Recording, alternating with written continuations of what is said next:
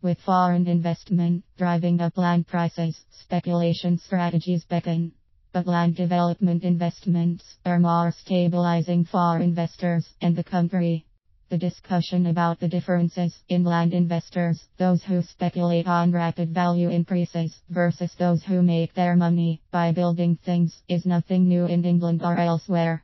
But the rhetoric in the UK has ratcheted up a bit in 2014, along with the rise in real estate prices. Does the fact that land funds largely involve the conversion of unused land into developed property, housing and commercial use, place such an investor in one category and not the other?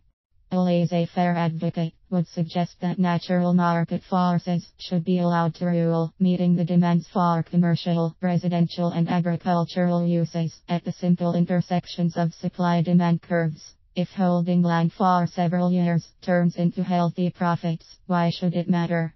At the other side are those who present the housing shortage as cause for different kinds of regulation, incentives and taxation, and that even greater value increases can be realized by the midterm investor compared to the speculator.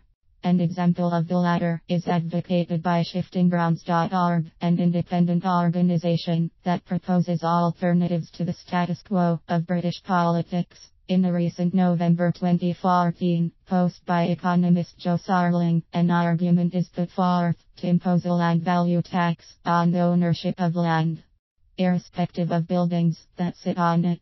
Their build-out rates says, as a result, land speculation would be discouraged and prices would stabilize. This in turn will stabilize house prices, which helps the consumer plan to buy and the developer, as they have confidence in predicted values, i.e. it would dampen the boom-bust cycles. And Labour Shadow Housing Minister Emma Reynolds has her own beef with unused land, more specifically large empty homes that are often owned by foreigners as mere investments.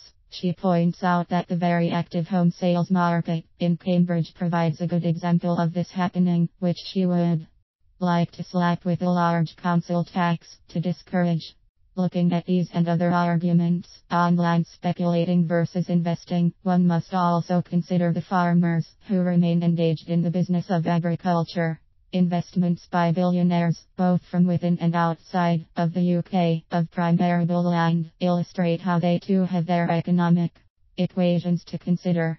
Over the past decade, the better tracts of farmland have appreciated by 210%, including an average increase of 11% in 2013 and up to £11,000 per acre in Herefordshire and Eastern England, according to the Knight Frank Farmland Index.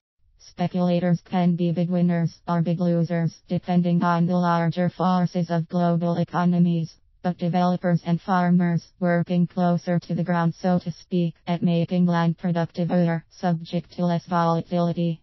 Getting past the rhetoric, investors who consider strategic land development programs, i.e. buying land to achieve planning authority permission to build, are nonetheless advised to speak with an independent financial advisor to examine more closely which type of land investment best suits their needs.